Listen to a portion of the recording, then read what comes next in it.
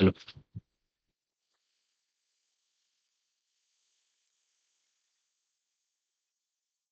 चलिए शुरू कर रहे हैं हम लोग मीटर ब्रिज। ठीक है, मीटर ब्रिज क्या है कहानी देखो। मीटर ब्रिज एक ऐसा इंस्ट्रूमेंट है जिससे अननोन रेसिस्टेंस को मेजर करते हैं।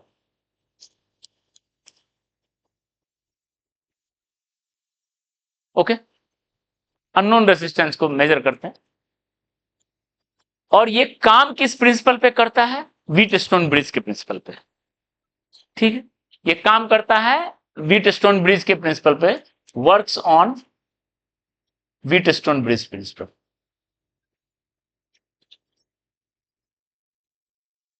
कैसे मेजर करते हैं ध्यान दो।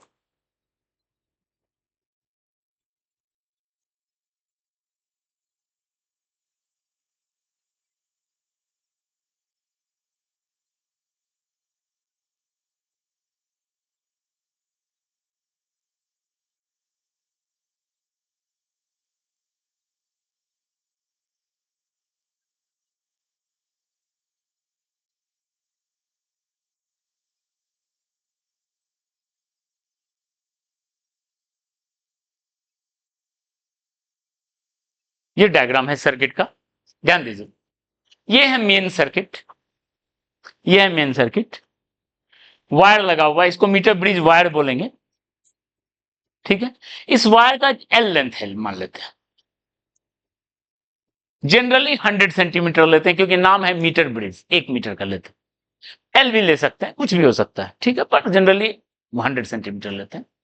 ये वायर है metre bridge wire, is uniform, generally uniform लिए। ठीक है,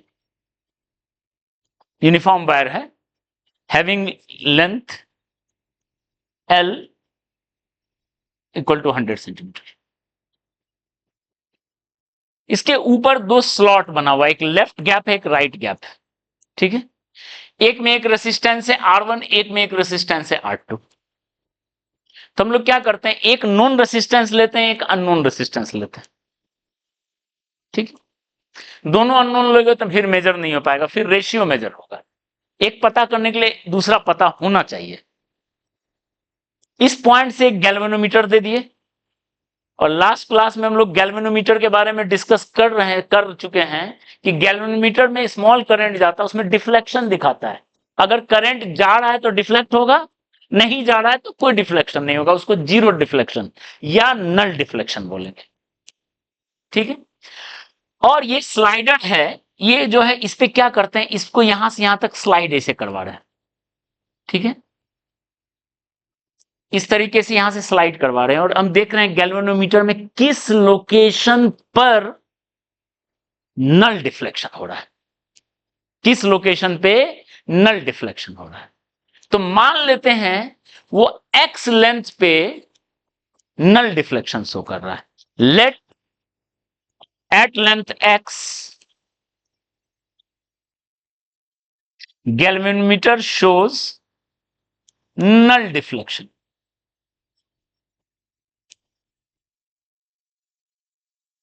उससे कोई करंट नहीं जा रहा है। ठीक है, बात समझ में आ रही है?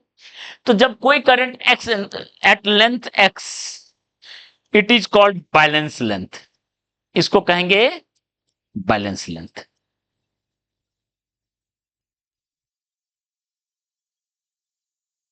ठीक है, इसको कहेंगे बैलेंस लेंथ एक्स डिफ्लेक्शन पे।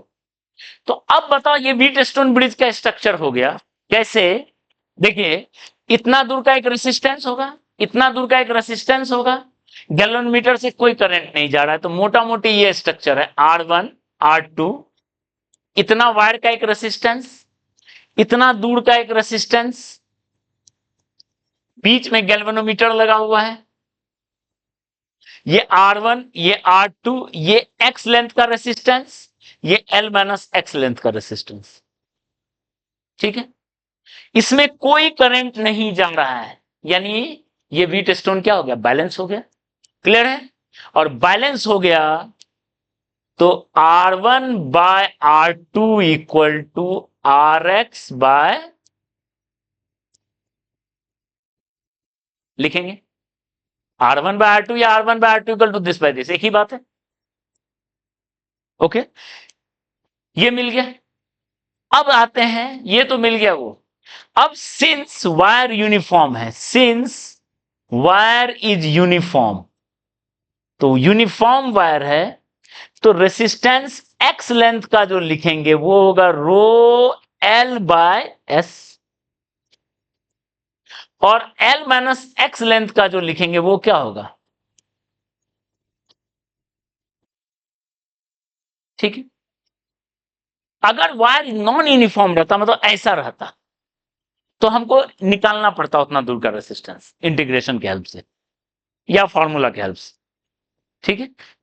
लेकिन जनरली हम वायर यूनिफॉर्म लेते हैं, तो ये चीज को हम यहां पे पुट कर देंगे, तो क्या बन जाएगा देखो, रो एस कट जाएगा, एक्स बाय,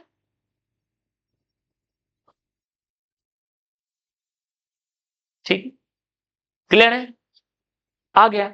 यहां से बताओ, अगर दो चीज देखो, अगर x ज्यादा है एल माइनस एक्स से, तो R1 का वैल्यू जिधर होगा, जो ज्यादा लेंथ होगा उसके ऊपर वाला ज्यादा होगा, ठीक है। और दूसरा पॉइंट, मान लो हमको R1 निकालना है या R2 निकालना है, वो किसके इक्वल होगा, R1 into L minus X by X. If R1 is known, R2 can be found out. यही है पूरा कहानी,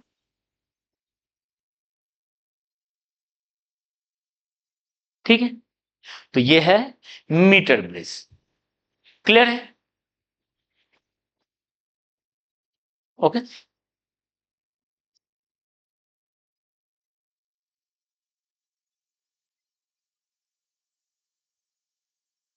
सेकेंड इंस्ट्रूमेंट ले रहे हैं पोटेंशियोमीटर,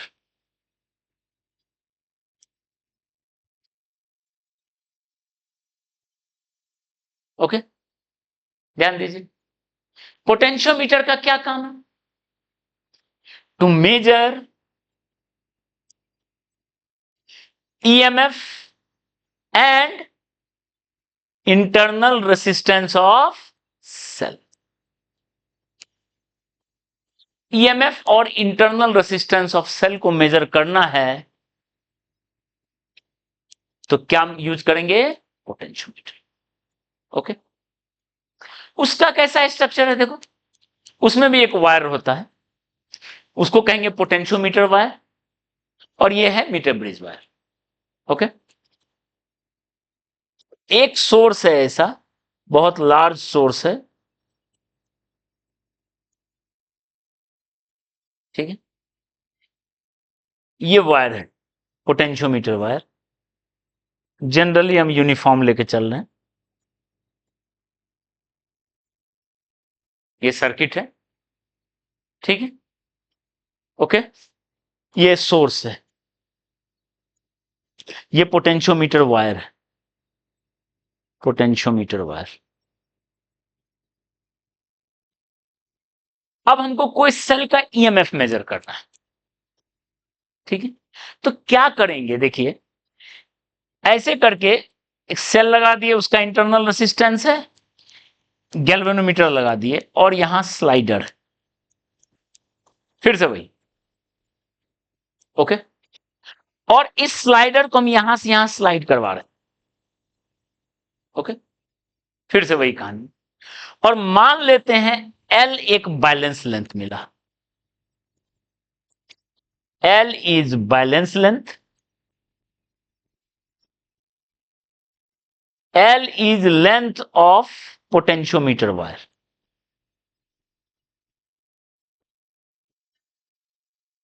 ठीक है।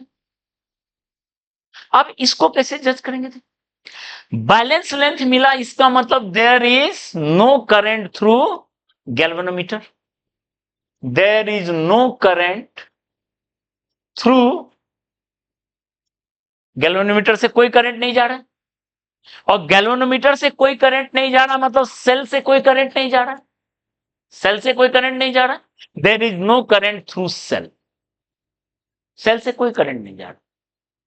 इसका मतलब इस केस में टर्मिनल पोटेंशियल डिफरेंस, मतलब दोनों एंड के बीच का डिफरेंस किसके इक्वल होगा? ईएमएफ के बराबर होता है, क्योंकि V इक्वल टू होता है E माइनस आई आर, आई का वैल्यू 0 हो गया, ईएमएफ के बराबर E। क्लियर है? तो अब बताइए यहां से यहां तक का वोल्टेज हो गया E के बराबर पोटेंशियल डिफरेंस। तो अब वो बैलेंस है, अगर हम नाम लिख दें, इसका नाम है A, इस पॉइंट का नाम है B, इसका ये भी हो गया A, ठीक है? तो VA माइनस VB किसके इक्वल हो गया? E के बराबर हो गया, ठीक है? सेल से कोई करंट नहीं जा रहा है, पर मेन सर्किट में तो करंट जा रहा है, वो तो जा ही रहा है। मान लेते हैं आई नॉट करंट है main circuit, let I naught be current in main circuit, ठीक है? तो बताओ VA माइनस VB किसके इक्वल हो गया? आई नॉट इंटू इतना दूर का रेसिस्टेंस RAB होगा, RAB के बराबर हो गया potential difference I into R, I nought into L length का resistance rho L by S, VA minus VB। ये निकला वायर से इक्वेशन और ये निकला सेल से इक्वेशन, दोनों है बराबर, यानी E इक्वल टू आ गया I nought rho by S into L.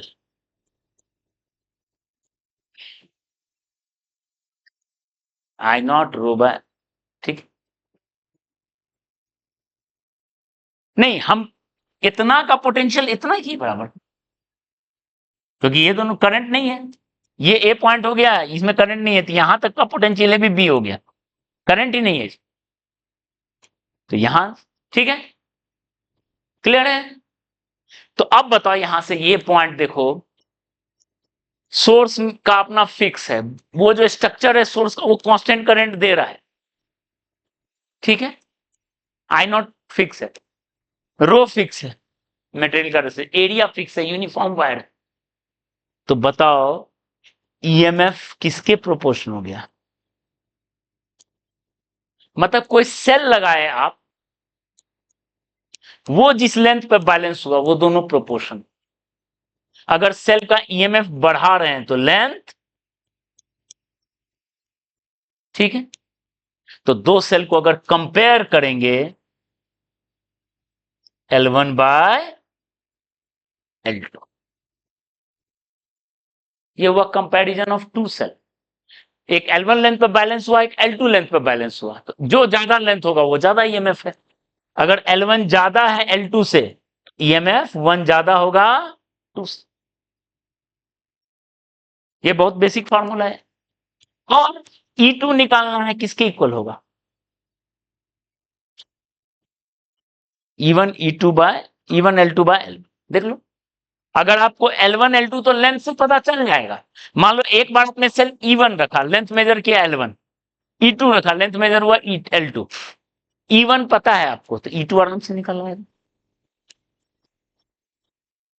तो ये कहानी है ईएमएफ मेजर करने, ठीक है?